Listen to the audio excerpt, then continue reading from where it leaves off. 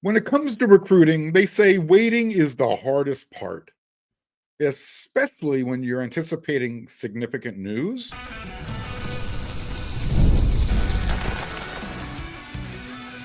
You are Locked On USC, your daily podcast on the USC Trojans, part of the Locked On Podcast Network, your team every day. Fight on, everyone. I'm your host, Mark Culkin, and thanks for making Locked On USC, part of the Locked On Network, your first listen every day. Whether you're watching the show on YouTube, you can pick your platform, download the podcast every time you watch or listen to the show. It's always going to be free. You know what else? I'm always going to appreciate your support. Today's episode is brought to you by FanDuel. Right now, new customers, you're going to get $200 in bonus bets when your first $5 bet wins. If you follow me on X, the social media platform formerly known as Twitter, you probably saw me make a post this morning, yesterday morning, that said, just a suggestion, but you might want to be hanging out over on wearesc.com today. There's some significant recruiting news coming. Well, I didn't do that on a lark. I didn't just say, you know what, let's tease everybody. No. When it comes to recruiting, that's not anything I'm going to ever tease about. I'm not going to troll anybody. Not going to do clickbait about that. It wasn't just, like I said, it wasn't just some random post. I did it because when Scott Schrader, my partner in crime over there at wearesc.com, whenever he starts, any type of thread, any type of vague thread in the morning that, that leaves out the word positive, or one of his commitment gifs, or is it GIF? I don't know. How do you pronounce that thing? Anyways, Scott likes to use a certain GIF, when something good is going to happen, when it has to do with recruiting. So when he doesn't do that, it's not necessarily, it doesn't mean it's going to be bad news, but it's typically not the best news. It's not something you're going to curl your toes and get excited about. It's not going to give you those types of feelings. So with that said, I think recruiting's F word is going to make an appearance here real soon. Hopefully it doesn't, but we say recruiting is fluid all the time. For a while now, I've been telling my everyday listeners, everyday watchers of this show, that a recruit who's a member of USC's 2026 class is going to reclassify into the 2025 class. I anticipate that's still in the works because that was not the significant news that Scott was referring to on Tuesday. Now, by the time I started recording this episode of Locked On USC, which is Tuesday night, that, and I'm using finger quotes, significant news hadn't broken yet. That doesn't mean it still won't happen, but I think in this case, the longer goes, probably the better. You'll understand why here in just a second. Like I said, the last time Scott posted a similar type of thread over at WeRSC, USC got a preferred walk-on tight end commitment. Basically, someone who is going to add depth to the 2025 roster. He's a tight end, and looks like he's got the size and the ability to contribute, but he's coming in as a preferred walk-on. Again, just to remind everybody, his name is Fisher Melton. He's at Rancho Santa Margarita High School. Head coach Carson Palmer, former Trojan, always a Trojan. But that was the last time Scott started a thread like this, where everybody was like, oh, what's going to happen? What's going to happen? Well, you got to walk on tight end.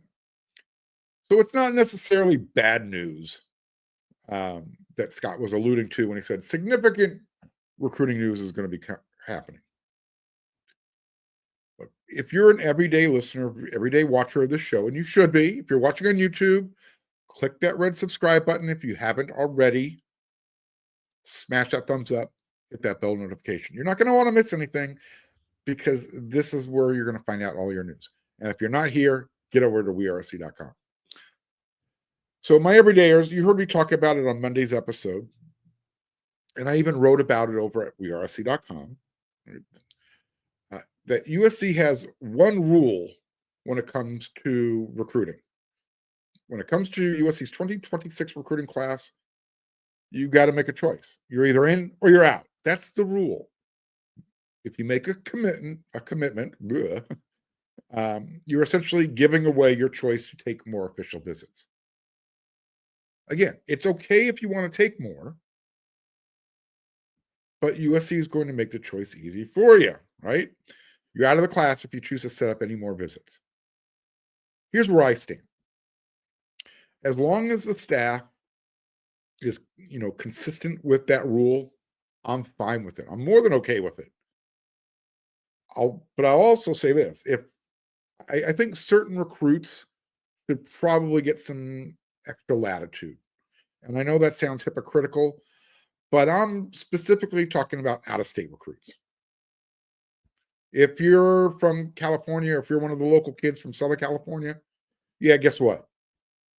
You don't get that extra leash. You know enough about USC. Make your choice. Don't play USC like a yo-yo. Just so everyone is clear, right? I want to reemphasize this. When wide receiver Cohen Brown decommitted, that wasn't his choice. His choice was he wanted to take more visits. That's fine. Again, USC said it's your choice, but we have one too, and you're not going to be a part of this class anymore. USC has the number 1 ranked class right now. They have 28 commitments. But let's not be naive. There's going to be another decommitment, or 2, or 3 before signing days rolls around.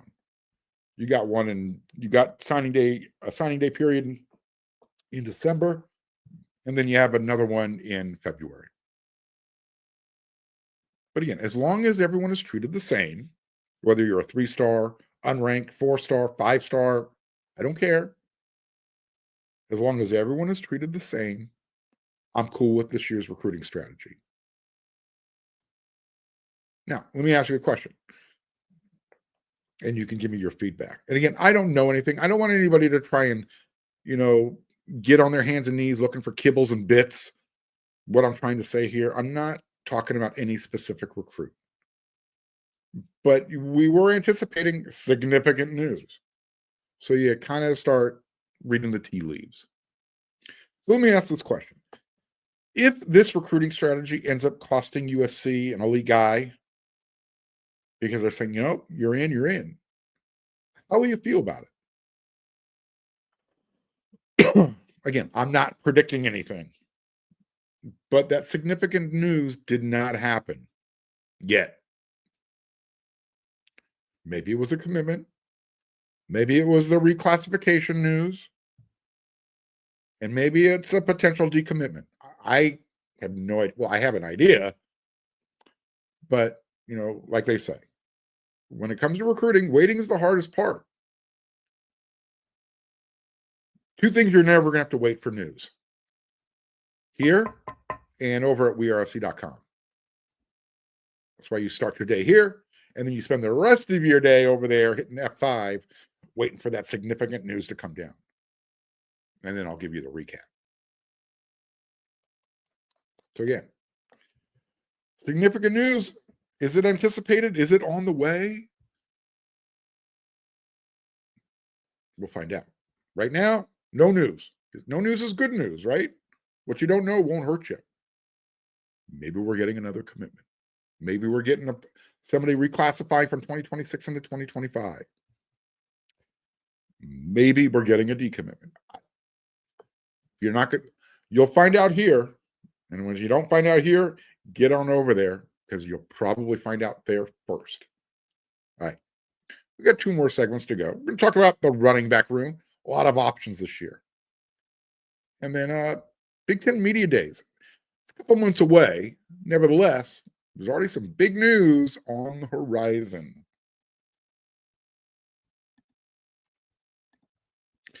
The NBA playoffs are in full swing, and every night delivers highlight-worthy performances, major momentum shifts, as well as, you got those can't miss moments.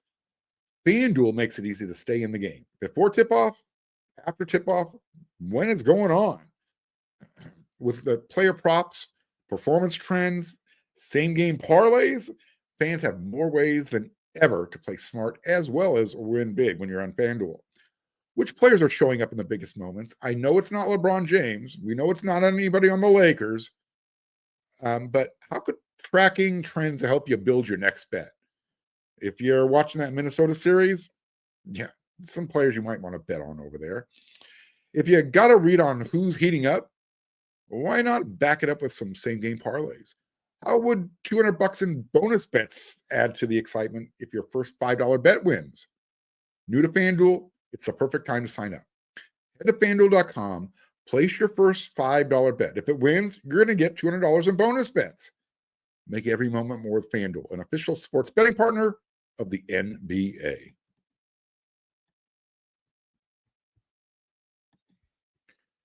USC has options at running back in 2025. The Trojans had options in 2024 too. However, Woody Marks was pretty good, and that's why he ended up getting the majority of the workload last year. I mean, it was his show in 2024.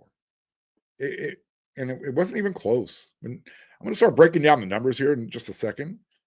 I mean, the rotation was Woody Marks, and then whoever caught the coach's eyes when they looked over to the sideline because Woody needed a breather. Woody Marks had 198 rushing attempts. That helped him accumulate 1,133 yards. The next closest guy, that was Quentin Joyner, who, by the way, is now, I'm sure you know by now, he's a Texas Tech Red Raider. He jumped in the transfer portal. Whether it was, carries, distribution, or he wanted more NIL, he's no longer a USC Trojan. But last year, Joyner ran the ball 63 times, 478 yards. You had two other running backs on the roster, two other scholarship running backs. You had Brian Jackson, Amari, and Peterson, respectively. So you had, Brian Jackson, Amari, and Peterson. The reason I'm saying respectively is because of the numbers. 36 carries, 188 yards for Brian, and then 16 and 65 for Amarian. Most of those for Brian, as well as Amarian, happened in the bowl game against Texas A&M. The balance of the rest of them, pretty much Utah State. For what it's worth, Amarian is now a University of Texas San Antonio Roadrunner. He as well jumped in the transfer portal. Brian Jackson, last man standing. He's still at USC. Look, for whatever reason, USC felt Woody Marks was the guy to get the job done last year. And when you look at the results, it's hard to argue. I mean, again, 1,100 yards, probably would have had more had he not gotten hurt, had to miss some time. But that's part of the narrative for USC in 2025. It's kind of changed. It's not going to be a one-man show this year. USC wants their roster. They want a roster that can endure, that can handle a 15-game season. So how do you do that at the running back position? Well, one way is keep the guys fresh. Give them a chance to be healthy or healthier when November rolls into December. USC's running back coach, Anthony Jones Jr., he talked about this. Remember, a couple of weeks ago, we had brunch with the assistant coaches. He said he wants to spread the wealth around a little bit more compared to last year. Brian Jackson, last man standing from the high school recruits that Lincoln Riley brought in.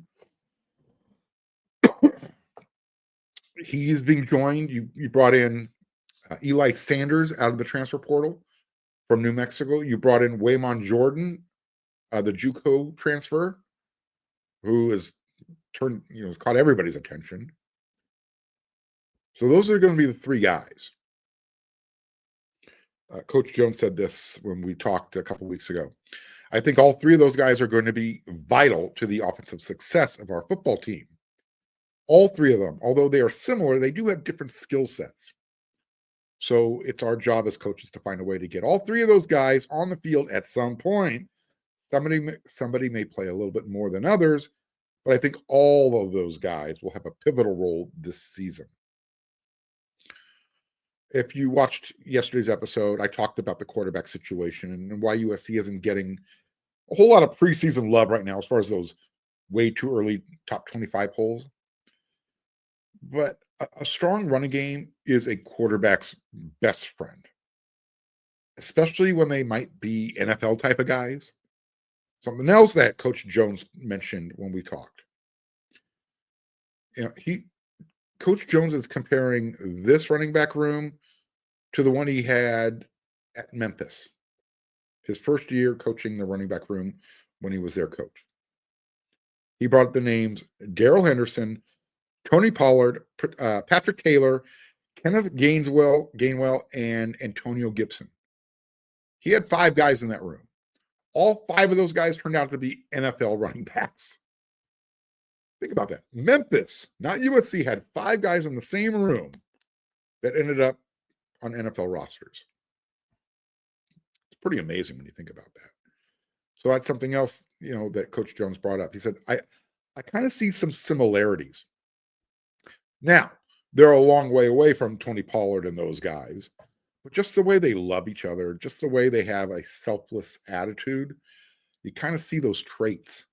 And now you see the way they work is kind of different now than it probably was in the past, end quote. It's an interesting note right there. But look, if I'm reading the tea leaves right, taking everything that Coach Jones just said, and I'm connecting all the dots. Remember, USC used a lot of 12-man personnel during spring training, during spring camp. In layman's terms, 12 personnel means 2 wide receivers, 2 running backs on the field at the same time. So if the goal is to put a roster together, that's going to be able to withstand a 15-game schedule. We're not talking about the 12-game regular season and the conference championship game. We're talking about making a run through the playoffs. If that's the goal, which should be the goal every year at USC, play 15, 16 games, then Waymon Jordan, Brian Jackson, Eli Sanders, they need to see a more equitable distribution this upcoming season. It can't be one guy getting 2/3 and the other guy splitting up the other third. I don't think it's going to be 33, 33, 33. But if you're getting closer to 40, 40, 30, 25, that type of thing. Well, 40, 30, 30, I guess is how you want to break it up. That would be okay as well. And again, we have to take into consideration injuries, that type of stuff. But assuming all 3 stay healthy, one guy gets 40% of the carries, the other 2 get 30% each, that make up the 100% of the carries, I think everyone will be happy. And I also think whoever's quarterback, it's going to be Jaden Mayava. You're probably going to also see a little bit more running from the quarterback position. I'll take 3 to 5 predetermined run calls every game just to keep the defense guessing. That was missing last year. Opposing defensive ends, they didn't have to worry about that. So give me 250 yards through the air every game. Give me 200 to 250 yards on the ground every game. If I get that kind of mix, that kind of production, I'll show you a high-octane offense. I'll show you a quarterback that finds wide receivers wide open more often than not. You've got different skill sets. So Brian Jackson kind of gives you that power running style. Waymon Jordan can, be that home run hitter, that big play guy, but also run through contact. Eli Sanders, more of a juke guy, someone who you can line up in the slot. So yeah, more wheel routes with the running backs. just use the room, use all of your options, especially if you're going to talk about it the way you are. You got to, again, talking the talk is great, and I loved everything I heard. I want to see the running backs walk the walk. Well, in their case, run. Run for the end zone. Run through someone's face. I'm trying to remember who said that. Yeah. I don't remember who it was, but I like the way it sounds. Running through someone's face. I can deal with that. I want to see USC's running backs running all over people's faces in 2025. All right, one more segment to go.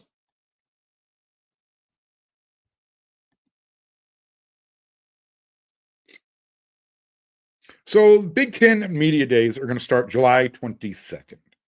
For 3 days, Las Vegas will be the home for, all the media people that cover their respective teams. Everyone from USC and that other school in LA, UCLA. You got the Washington, Oregon, all the schools in the Midwest, starting from Nebraska, moving east, Nebraska, Iowa, Northwestern, Illinois, Ohio State, Michigan, Michigan State. And then you get to the East Coast, Penn State.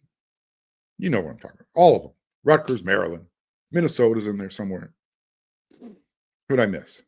Iowa. No, I mentioned it. Wisconsin. Everyone will be there.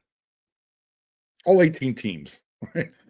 And their media and the media that represents them. I'm going to be there for 2 days. I believe USC is on the 24th. I'm going to get in there a day early, kind of get settled in. So I was watching the Locked On Big Ten podcast hosted by Craig Sheeman. Really good show. You should check it out, by the way.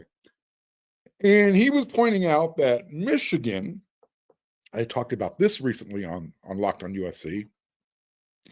So I found him talking about it and the angle he was coming from. Oh, you know what? I'm going to bring it up again. So he was pointing out that Michigan is going to be having their hearing with the NCAA first week of June 6th, 7th, somewhere around there. And then 45 days later, roughly, they'll hear from the NCAA with their ruling. In other words, by July 22nd, yeah, Michigan will know if that self-imposed 2-game suspension is going to be enough to satisfy the NCAA. All that rule breaking, will it be enough? Will Sharon Moore sitting on the sideline for 2 weeks, will that be enough? Again, I want to let people know, especially people who are thinking otherwise. This is not just about Connor Stallions and Jim Harbaugh's Spygate scandal. I mean, that's the, that's the impetus for everything here. But, there, for me, like I said, there's a whiff of lack of institutional control going on here. Especially when one of the parties concerned, the guy who Michigan promoted to head coach, Sharon Moore, got caught deleting 52 text messages from his phone. Well, you do that because you're trying to cover stuff up. You don't want to get caught. Well, one of my everydayers who listens, watches this show, said, Mark, this is a big nothing burger. I said, okay, really? I kind of had to point out that, Michigan isn't going to self-sanction for no reason. By the way, those deleted text messages, all 52 of them, the NCAA was able to recover them. So, yeah, I agree with Craig. Media days in Las Vegas, they're going to be interesting, to say the least. So if Michigan's finding out what's going to happen on or before July 22nd, yeah, it's going to be a fun watch. I mean, Craig Sheeman called it's going to be a circus. Cirque du Soleil is in Las Vegas, so what we'll call it the Cirque du NCAA. Wah, wah, wah. Look, if the hammer does drop, and by the hammer, I mean no postseason play for at least 1 year, I'm going to look forward to the responses, especially considering what happened to USC, back in 2010, 2009, whatever year that, everything exploded in their face. I'm curious what the penalties will be that the NCAA hands down. Docking scholarships when you have 105 guys on your roster, that doesn't do anything. Unless you're taking away 30 per year for 3 years, not 30 over 3 years. Every single blue blood program in the country can get by if you were docked 10 scholarships when you have 105. 95 is more than enough.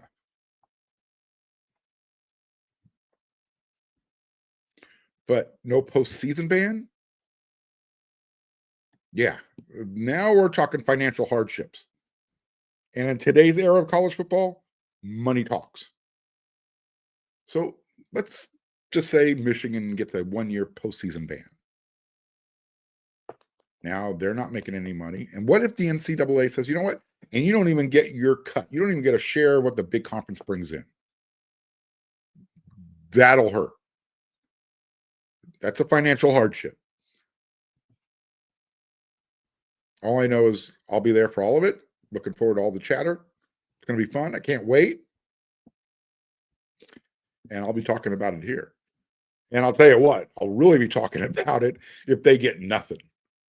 If that 2-game suspension suffices, I'll be going on a rant. And you won't have to wait till Friday. Yeah, it'll be an angry rant too. All right. That's it for this episode of Locked on USC. Like I said, maybe the significant news comes tomorrow. Whatever the news is, you'll find out about it here. And if you're not finding out about it here at Locked on USC, make sure you're following me over there on weareusc.com because that's where you'll hear about it. All right. So until that next episode, everyone, you know what to do.